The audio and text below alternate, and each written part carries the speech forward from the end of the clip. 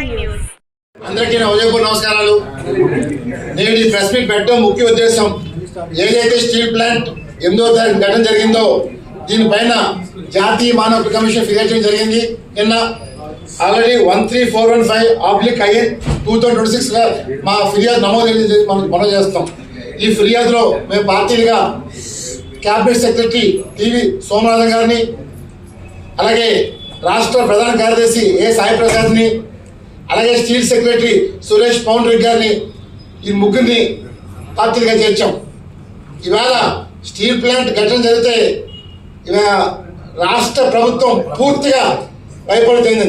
పరిశ్రమ శాఖ మంత్రి రాకుండా ఏదో ఒక సామెత ఉంది, రోమ్ నగరం తగలబడుతుంటే నీరో చక్రవర్తి పిల్లలు వాయిస్తున్నట్టు కానీ లోకేష్ గారు పిల్లలు వాయిస్తున్నారు.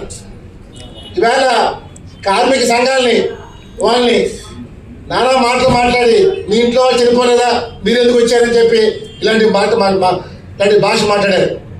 మేము ఒకటే కోరుతున్నాం, ఈవేళ స్టీల్ ప్లాంట్లు ఎవరైతే 8 మంది ఆ రోజు చచ్చిపోయారో ఆ మన్నాడు ఇంకో వ్యక్తి చచ్చిపోయారు, మొత్తం 9 మంది చచ్చిపోయారు. వీళ్ళు మాట్లాడితే 1,50,00,000 వస్తుందని చెప్పి ఒక తప్పుడు ప్రచారం చేస్తున్నారు. ఇందులో ఈ 12 మందిలో 5 మంది స్టీల్ ప్లాంట్ పర్మనెంట్ లేబర్. వాళ్ళు ఒక నెంబర్ 1 ఎం కృష్ణబాబుకి మొత్తం పిఎఫ్ గ్రాట్యుటీ అంతా కలిపి 2,31,00,000 వస్తుంది. అలాగే వి అప్పారావు ఆయనకి 47,70,000 వస్తుంది. నెక్స్ట్ కె ప్రభాకర్కి 1,30,90,000 వస్తుంది. అలాగే జి భానుకుమార్ 44,20,000 వస్తుంది. గోల్డ్ కుమార్కి 79,40,000 వస్తుంది. ఈవేళ ప్రభుత్వం మేము మాట్లాడితే ₹1,00,00,000 ఇచ్చామని చెప్పి నిన్న కూడా చూసాం.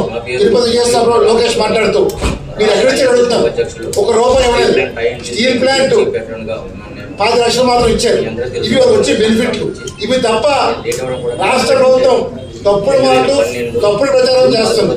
మరి ఒకటే కోరుతున్నా, ఈరోజు కేవలం